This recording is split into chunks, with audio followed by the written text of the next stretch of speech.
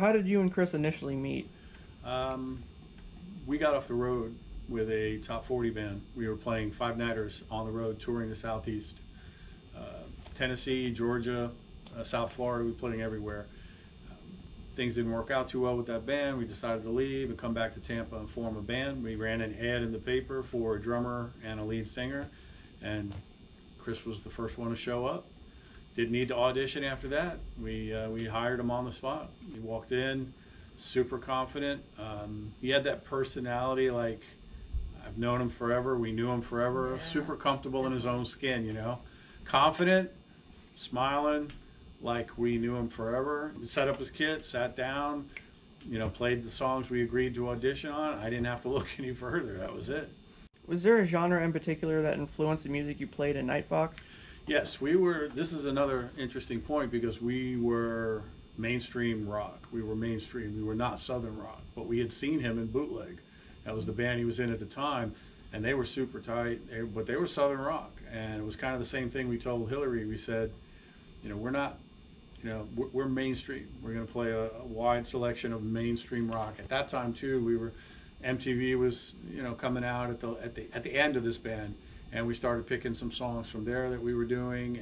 But we were, you know, Eddie Money, John Cougar, Sammy Hagar. We were playing mainstream, you know, FM rock, not particularly Southern rock. But Chris said he was into it. Hilary was, you know, she was real kind of Southern in her taste too, and you know, Linda Ronstadt, and I didn't know if she was a good fit. In fact, I told her no, and I said no, this is not going to work out, and she goes, give me a chance, man, I can sing rock. So I said, okay, we'll come back for a second audition, and told her to learn Barracuda and Promises in the Dark, 2 of our bigger numbers, and she knocked it out of the park, and she was in. That's how the band formed. See, man, I wish I had a copy of Barracuda. Oh, Oh man, it was yeah, one of our top tracks. good. Yeah, top tracks. Yeah. I saw them at the same club where Nightfox played. Those guys were on a dime. That's why I hired Chris too. You know, I heard that band, so I knew what he was capable of. You know, I didn't hear him play mainstream, but once he came out, you know, he just knocked it out of the park too. So, what would you say the local music scene was like in Tampa in the 1980s? that's an interesting question too, because we played them all. C circuit, B circuit, and A circuit. And since we had 2 girls in the band, I didn't want to do much C circuit work. When I didn't have girls in the band, I played like MBs, you know, in biker clubs. But you don't want to put the girls through that. So we kept it B circuit. Nice places. And, you know, Good our place. goal was to get out onto the A circuit. And Chris was in our band. You know, she got pregnant with my son. Chris and I went into another band, and we played 11 Arches. So, you know, we got up there in the That was big another band. A circuit clubs. You know, we got out there in the bigger clubs, which was cool. But it was a lot of work. You know, there was work in the C circuit clubs, there was work in the B circuit clubs, and work in the A circuit clubs if you know had a good enough band. So it was a hot scene back then. It really was. Do you have possibly a favorite venue that you guys played at? Well, yeah, it was impressive to play the 11 Arches, but the Stag was our home. Stag. That's where our following Spotted Stag came. Pub, Fowler Avenue. Yeah, we you know we Right started. by the mall. Yeah, right by the mall. A lot of college kids, and we started drawing a crowd there. So it started to build. It was in that that little not a brick plaza. Now they have a place called like JoJo's. It's like a record shop. Yeah, it's it like was it's like right a little L across from shape. Sears, It's a L. little L shape. It was right in the of corner. the L. Oh, okay. And the way we got the gig is they also had just a pub without bands on 56th Street. And we used to hang out there. And one of my friends who moved down from New York got a job there.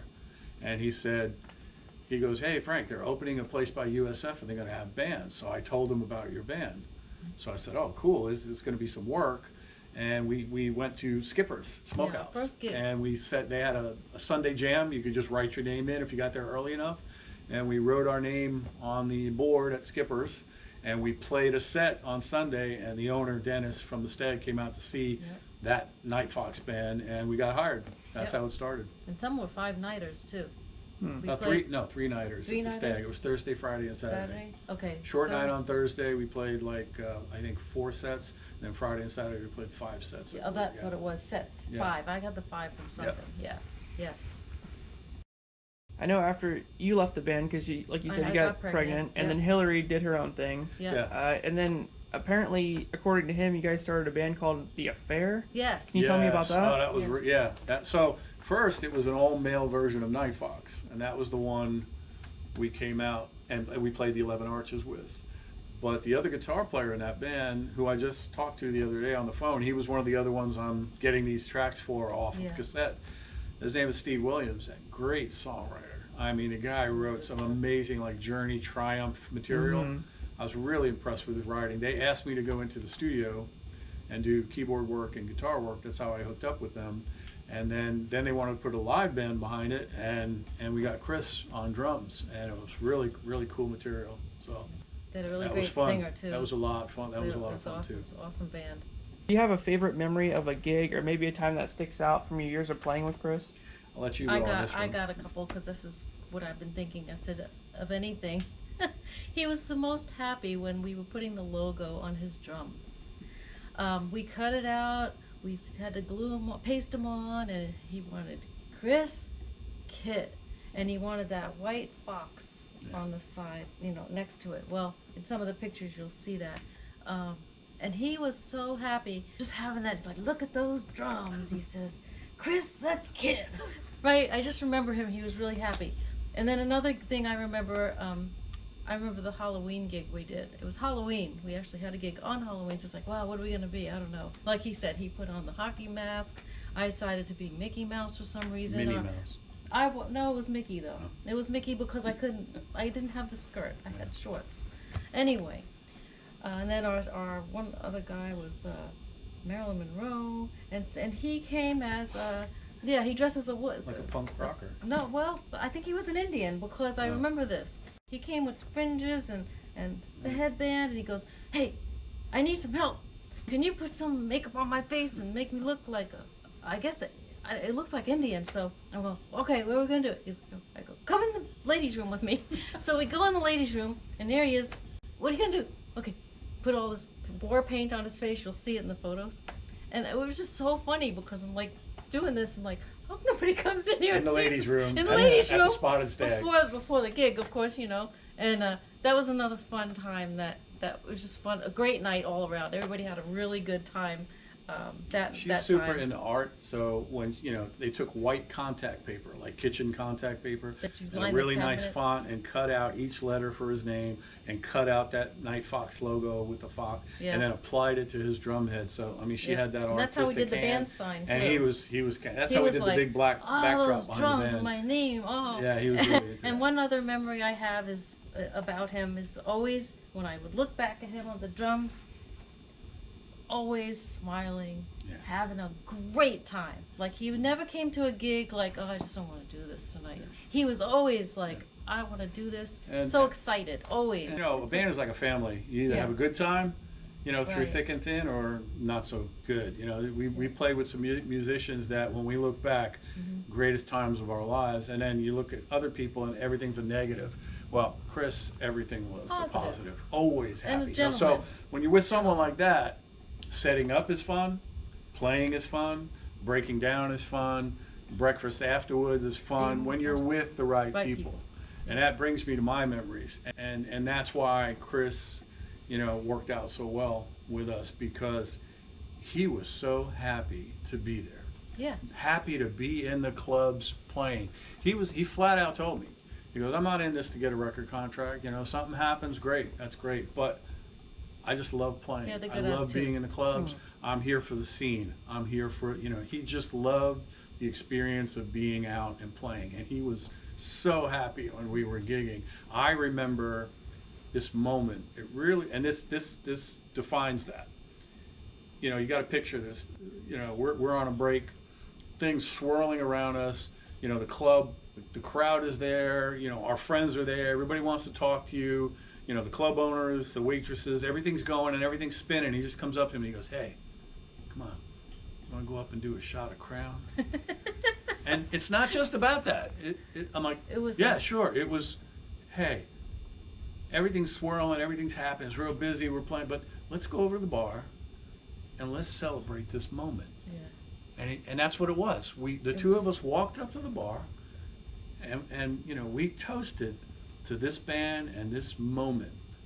And it was epic, because Chris, he loved that. He savored that. This moment, man, let's do a shot of Crown. Yeah. was Chris Kidd. That's Chris Kidd. That is what, he was so happy to be there. Which brings up the second funny story, and it's just, I can't get it out of my mind. One particular weekend, this only happened one weekend. Again, it's a 3-nighter. We played regularly, 2 nights here, 2 weekends here, 2 weekends in Carrollwood. Sometimes we do a 4-weekend stint, playing regularly. I would go in the manager's office at the end of the night to get paid. And, the band would have tabs. Everybody had tabs. So, whatever your food, whatever you order, drinks, whatever, I think they gave us a little discount. But he would come in with the check, a blank check, and then the tabs. And he would take off the tabs and then, pay individually. He'd say, this is Frank, this is Annette, this is Hilary, this is Chris. And then, the individuals would be responsible for the tabs, and then he'd give us a check. So it was one weekend, he had a bunch of guests, friends, and maybe some hopefully soon to be friends or whatever.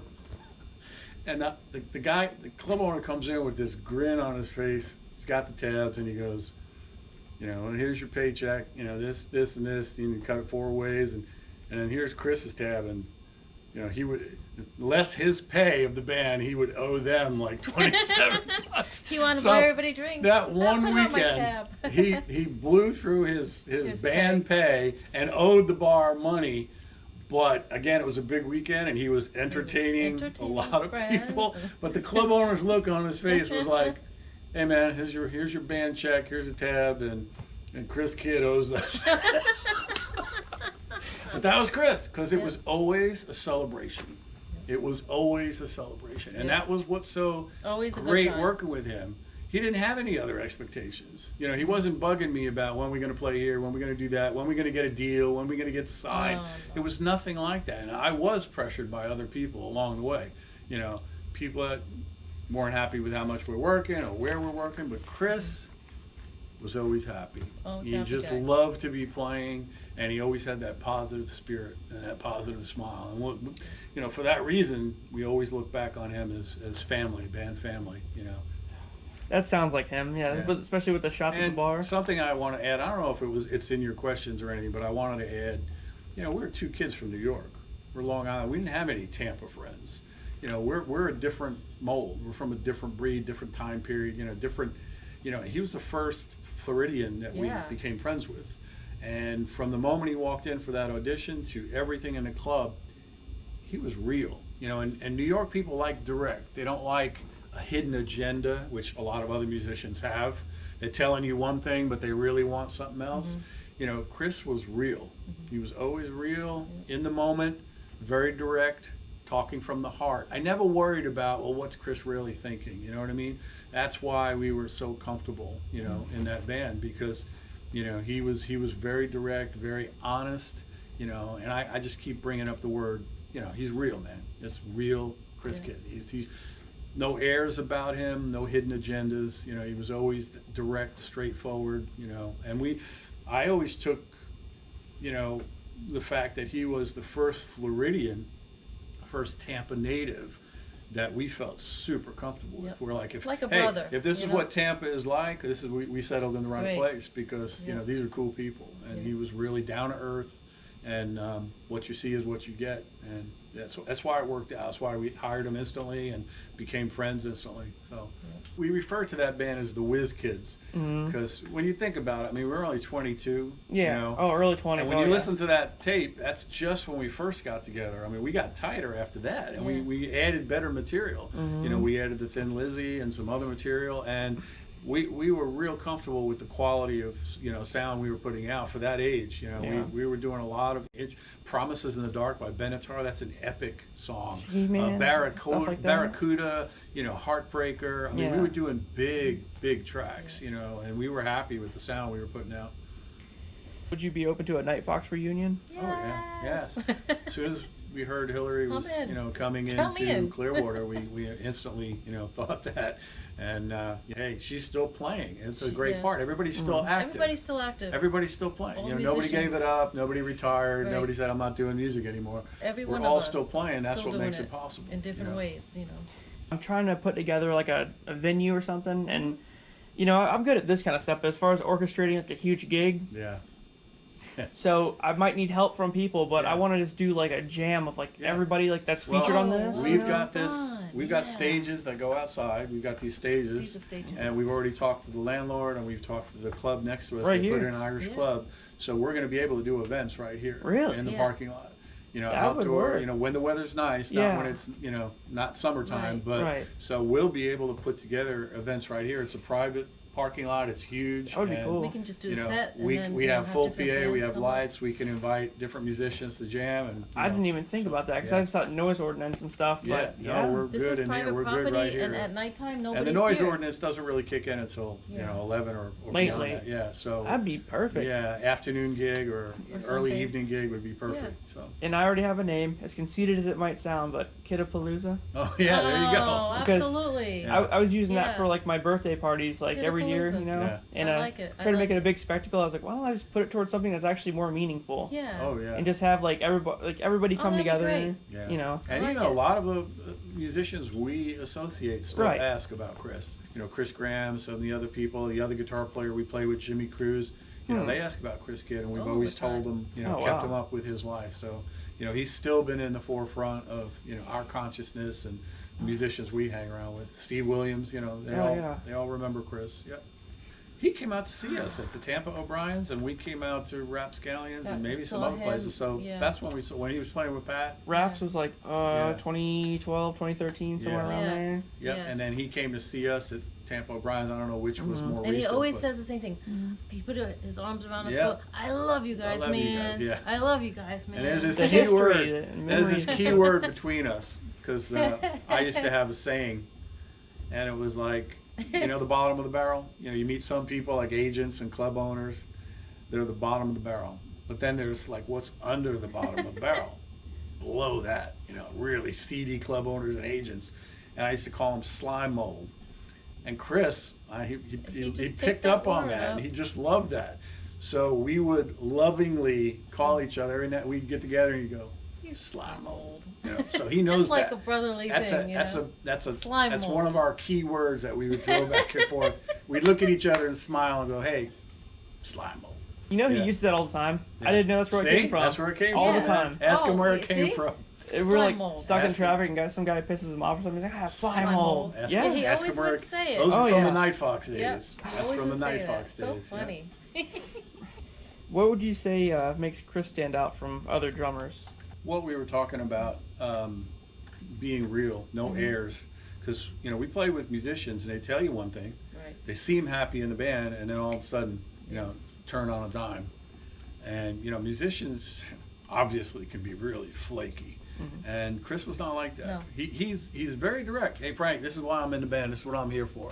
Right. And you know, always direct. Hey, I like that song. I don't like that song. You know, you never had to wonder about, you know, what he's thinking, or because you know, even with our current band, I don't want anybody to be unhappy. We should all, if we're not having fun, then why do it?